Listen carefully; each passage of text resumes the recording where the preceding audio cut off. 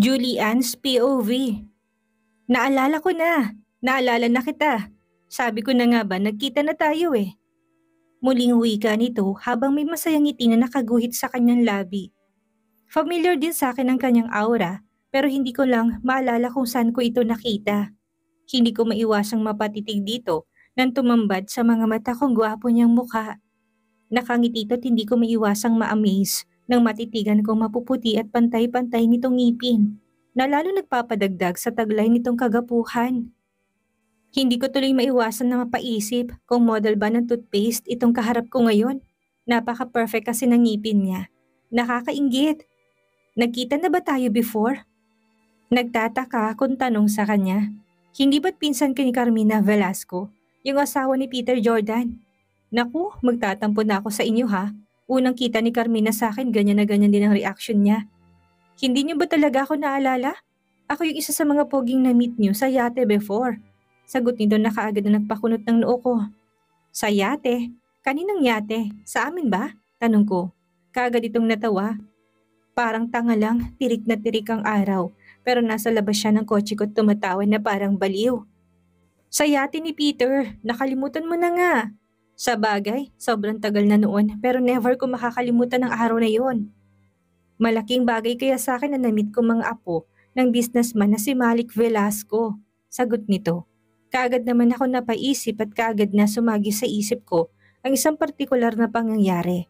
Ilang taon na nakalipas. Oo nga, birthday ni Peter noon. Yun din ang kauna-unahang pagkakataon na inamin ko sa sarili ko na may crush ako sa manloloko si Demetrio. Grabe naman palang memory ng taong ito. Pero ano nga ba ulit ang pangalan mo? Ay, hindi ko na talaga maalala. Naalala mo na. By the way, ako nga pala si January. January Mendiola.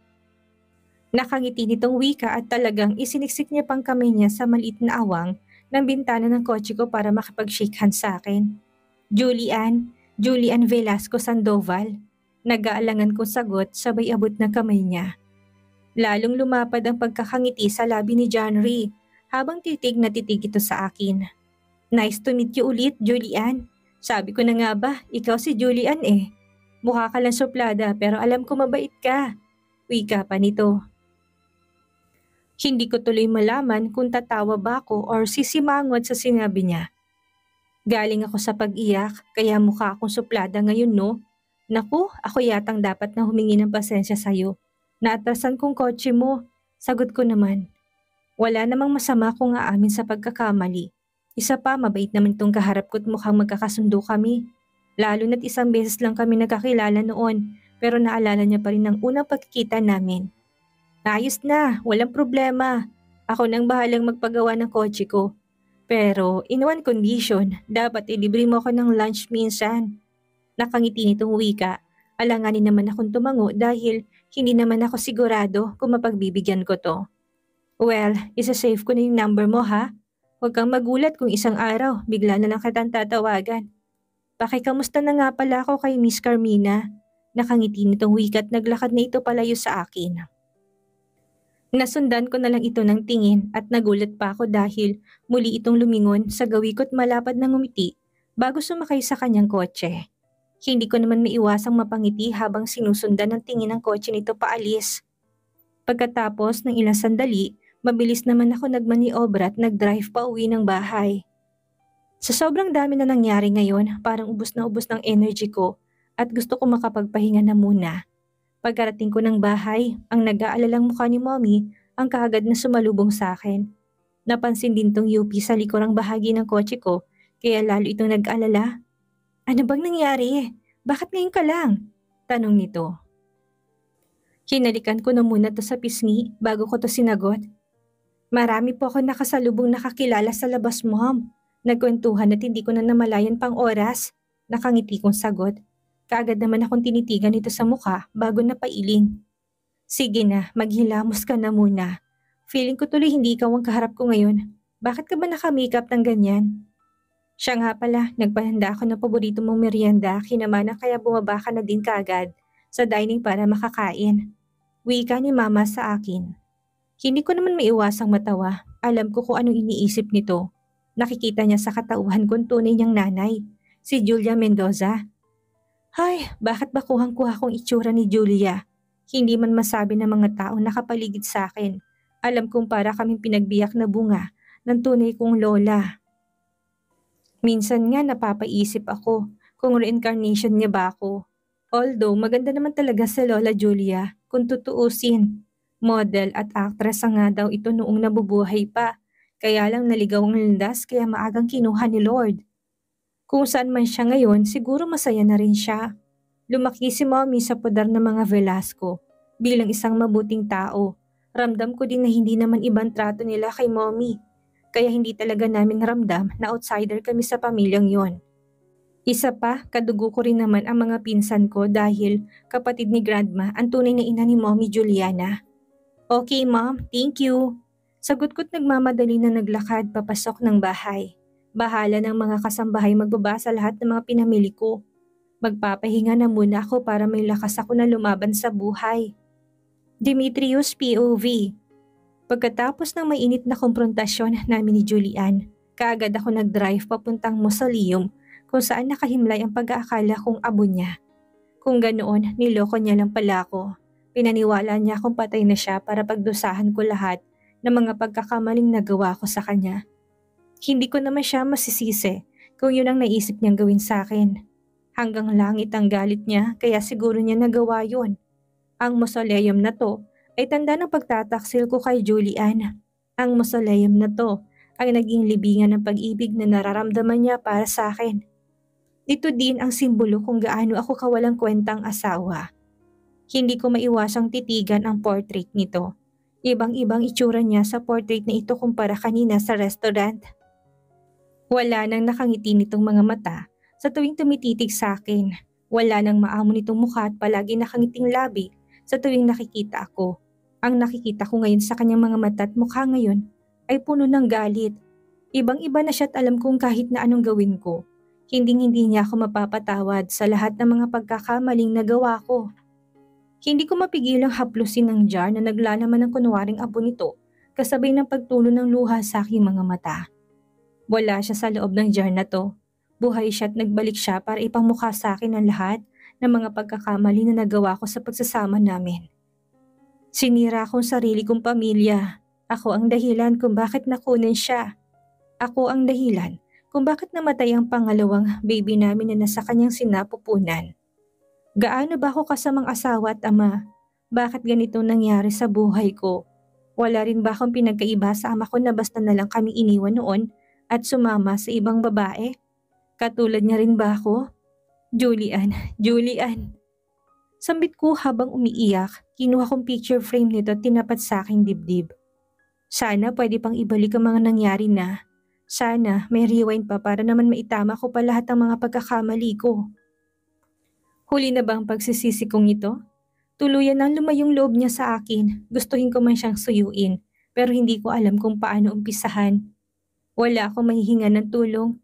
Alam kong masama ang loob sa akin ng mga kaibigan ko. Lalo na si Clarence. Sa totoo lang, hindi ko inaasahan ang pagkikita namin. Na-surprise talaga ako. Pero aaminin ko man sa sarili ko o hindi, lalong gumandang asawa ko.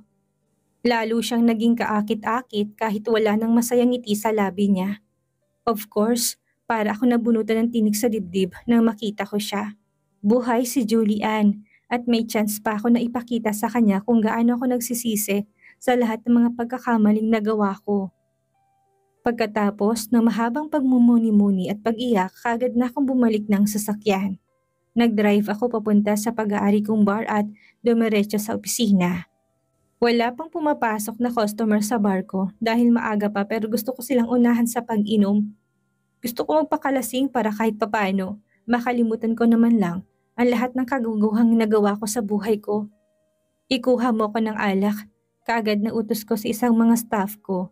Maaga talagang pasok ng ilan para masiguradong kalinisan at kaayusan ng bar bago magbukas.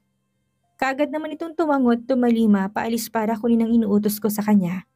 Wala akong ibang ginawa kung hindi magpakalunod sa alak. Oo, kahit papaano, gumaan ang pakiramdam ko sa isiping buhay pa pala siya. Pero sumasakit ang kalooban ko sa ipinapakitang galit niya sa akin, lalo na nasabihin niya na gusto niya ng divorce. Hindi ko akalain na maririnig kong katagang yon sa bibig mismo ng asawang walang ibang ginawa noon ko hindi pagsilbihan ako. Naging mabait na asawa si Julian pero ginago ko siya.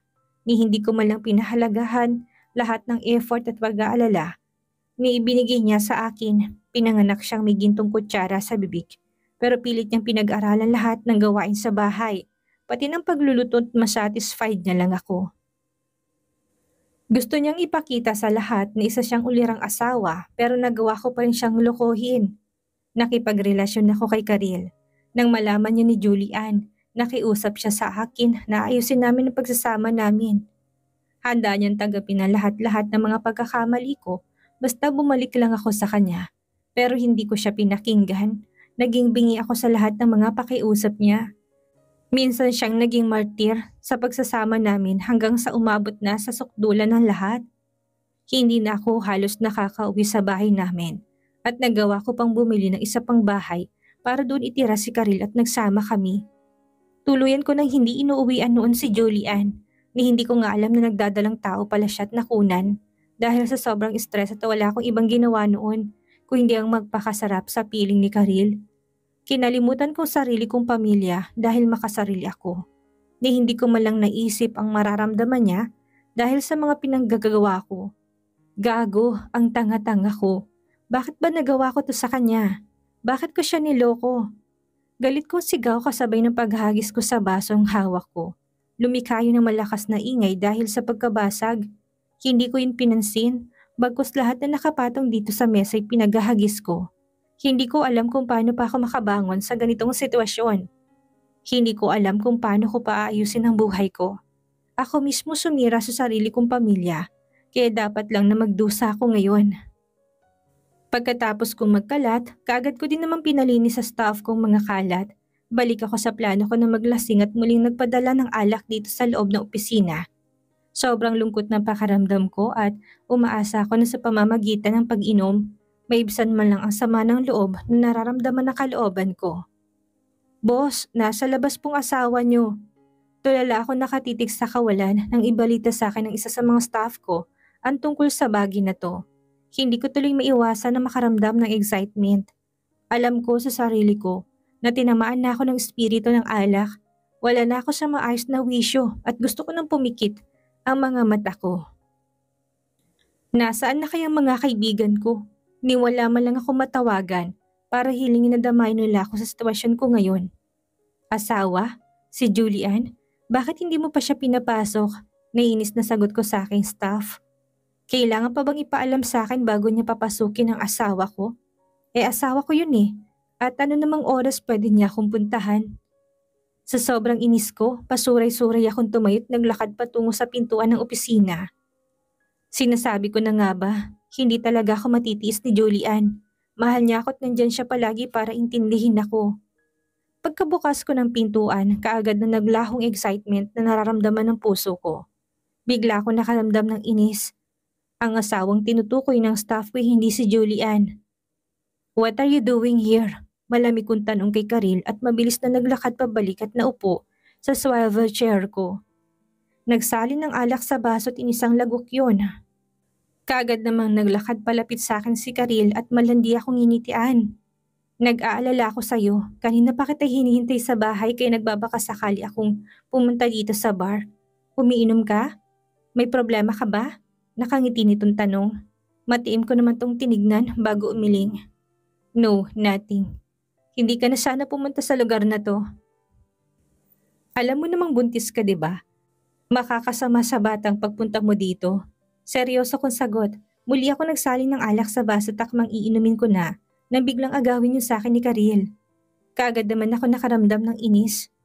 Dimitrio, marami ka nang nainom. Umuwi na tayo. Wika nito sa akin. Kasabay ng malanding paghimas nito sa balikat ko. Kaagad naman ako napatayo tumingin sa salamin ng dingding para tignan ng mga customers na nakakasayahan na sa ibaba. Umuwi ka na, bawal ka magpuyat. Hayaan mo na muna ako makapag-isip. Malamig kong sagot sa kanya. Natigilan ito't malakas na napabuntong hininga. Nababasa ko ng pagkainis sa mukha niya pero pilit ko na lang binabaliwala. Wala ako sa mood ngayon para makipagtalo sa kanya. Dimitrio, ano bang problema? Bakit affected ka pa sa pagkikita niyong dalawa ng ex-wife mo? Dimitrio naman, huwag mo sabihing mahal mo pa siya kumpara sa akin. Naiinis na tanong nito. Kaagad namang nagpanting ang tenga ko dahil sa sinabi niya. Masakit marinig sa bibig ng isang tao ang salitang ex-wife. Gayong hindi pa naman kami divorced ni Julian. Karil, I told you to leave me alone. Galit kong wika sa kanya. Maang itong napatitig sa akin habang may iilang buti na ng luha ang nagbabadyang pumatak sa kanyang mga mata. Lalo naman ako nakaramdam ng inis. Mahirap bang intindihin sa yung sinabi ko? Sabi ko, iwan mo na muna ako. Uuwi ako ng bahay kapag gusto ko. Muli kong bigkas at pahablot kong kinuha sa kamay niyang baso ng alak at mabilis na tinungga ang laman. Tulala namang napatitig sa akin si Karil. Nagbago ka na. Huwag mong sabihin sa akin na mas mahal mo pang babaeng yun kumpara sa akin. Dimitrio naman, kung saan malapit na tayo magkaanak at saka ka naman nagkakaganito. Galit na wika nito sa akin kasabay ng tuloy-tuloy na pag-agos ng luha sa mga mata. Lalo naman ako nakaramdam ng inis at dinampot ang bote ng alak at malakas na inihagis sa pader. Lumika ito ng malakas na ingay kasabay ng pagsigaw ni Karil dahil sa matinding pagkagulat. Isa pang salitang lalabas sa bibig mo, hindi ako mangingimin sa ipatamang kasunod na boteng ihahagis ko. Umalis ka sa harap ko, Karil. Galit kong sigaw sa kanya. Natigilan naman ito't nang akmang hawakan ko na ulit ang bote ng alak. Halos takbuhin itong pintuan makalabas lang. Matalim ang mga matang nasundan ko na lang ito ng tingin. Iisang babae lang ang gusto kong makasama ngayong gabi. Hindi si Karil or kahit sino pa man. Si Julian lang. Yes, si Julian ang asawa ko. Kailangan ko siya. Kailangan kong asawa ko. Hapong-hapo akong napaupo sa swivel chair habang hinahayaan ko nang muling pagpatak ng luha sa aking mga mata. Kung ito ang karma ko, malugod kong tatanggapin basta bumalik lang si Julian sa akin. Handa akong ituwid lahat ng pagkakamali ko basta maging maayos lang ulit kami. Miss na miss ko na siya, miss na miss ko ng asawa ko. Julian's POV. Kakatapos lang ng binyag ni Baby Morgan at napagkasundoan namin lahat na sa bahay nagaganapin ang celebration. Ninong si Uncle Clarence at iba pang mga pinsan samantalang ninang naman ng mga titas ko at ilang malalapit na kaibigan. Sa bahay lang namin ginanap ang celebration. Pagkatapos ng binyag, dahil halos kami-kami lang naman at wala namang ibang bisitang inimbitahan.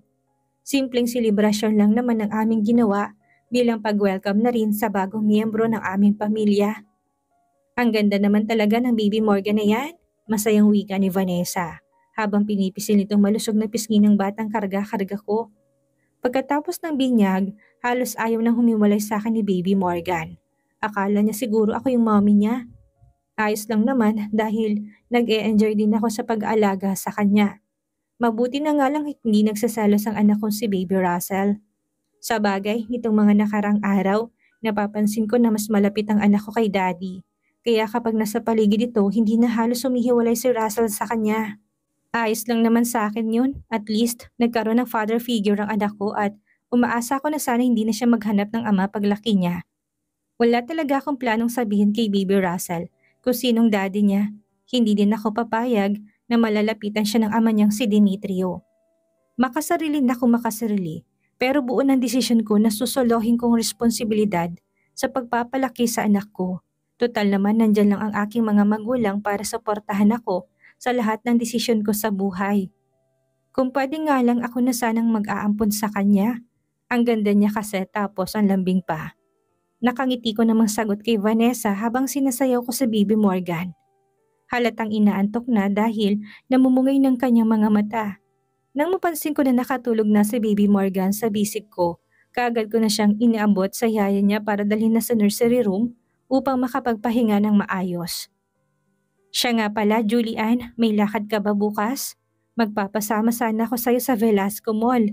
May importanteng meeting kasi bukas si Clarence at hindi niya ako masasamahan. Maya-may pagyaya ni Vanessa sa akin. Hindi ko naman maiwasan na mapangiti. Nabitin ako sa pamamasyal sa mall noong nakaraang linggo. Kaya eto na rin siguro ang chance ko para magliwaliw. Nakakaramdam na din naman ako ng bored dito sa bahay. Timing talaga itong pagyayaya ni Vanessa sa akin. Bala ko din kasi mag-shopping ng iba pang mga pangangailangan namin ng mga bata. Kailangan ko rin palang bumili ng mga bagong damit at makeup. Ngayon tanggap ko na sa sarili ko na hiwalay na ako kay Demetrio. Wala akong ibang gustong gawin kung hindi ang magpaganda. Mas lalo kong mamahalin ang sarili ko dahil yun naman talaga ang tama. Sure, free naman ako everyday. Mga anong oras ba? Tanong ko sa kanya, kaagad naman itong napangiti. Before 10 ng umaga, mas magandang maaga tayo para makarami tayo. Huwag ka na nga lang palang magdala ng kotse, dadaanan na lang kita dito bukas. Nakangiti nitong sagot sa akin. Masaya naman akong tumango. Well, much better. Nung nakarang labas ko nakadisgrasya ako ng ibang sasakyan eh. Mabuti na lang at mabait yung may-ari at hindi ako pinagbayad. Kaya lang hindi mo na ako pinapayagan ni Daddy mag-drive ngayon. Kaya required ka talagang daanan ako. Nakangiti ko sagot sa kanya. Pero naisip ko rin paano kaya kung yayain natin si Carmina. You know, banding na din siguro natin to, 'di ba? Tanong nito. Kaagad naman ako napaisip. Sa bagay, may punto to. Medyo matagal na rin kami hindi nakakalabas ng kami lang. Masyado kaming naging busy nitong mga nakaraang taon at wala namang masama kung lalabas kami na kami-kami lang. Noong mga dalaga pa kami palagi ang magkakasama. Nahinto lang na naging asawa ni Uncle itong si Vanessa at naging busy na din ang lahat. Siguro ito na yung chance para muli naming ibalik ang dati naming samahan. Sure, ako na yung bahalang magsabi kay Carmina. Tsak na hindi yun tatanggi. Excited kong sagot sa kanya. Hindi nakarating si Carmina at Peter sa binyag ni Baby Morgan dahil sa mga personal na kadahilanan at naintindihan naman namin yon. Isa pa, mahirap talagang magkikilos kapag buntis. Kinabukasan, katulad na napag-usapan namin ni Vanessa, dinaanan niya ako dito sa bahay at diretso na kami ng mall. Pumayag na rin si Carmina at sa mall na lang daw kami. Magkikita dahil ihahatid daw siya ni Peter doon. Nadatnan pa nga namin sa meeting place namin si Carmina na nagmamaktol na. Vanessa, Julian, ang tagal niyo naman. Kanina pa ako naghihintay sa inyo eh. Angal ni Carmina pagkalapit namin sa kanya. Kaagad naman kami nagkatinginan ni Vanessa. As usual, hindi pa rin nagbabagong pinsan kong ito. Reklamador pa rin. Anong matagal? Sakto lang naman ang dating namin ah. Sagot naman ni Vanessa. Bawal ang boys ha, banding ng mga girls ito kaya pauwin mo na muna si Peter. Nakangiti ko namang singit.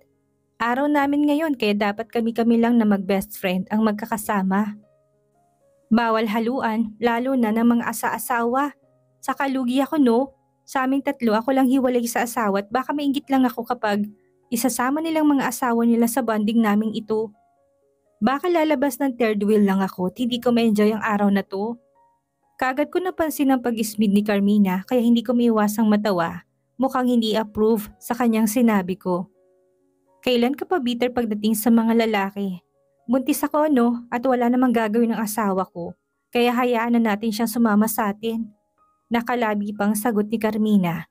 Kaagad naman akong umiling. Hindi pwede, kawawa siya eh. Maboboard lang siya. Hayaan mo na muna siyang mag-day off sa kakulitan mo. Natatawa kong sagot na kaagad namang sinugundahan ni Vanessa.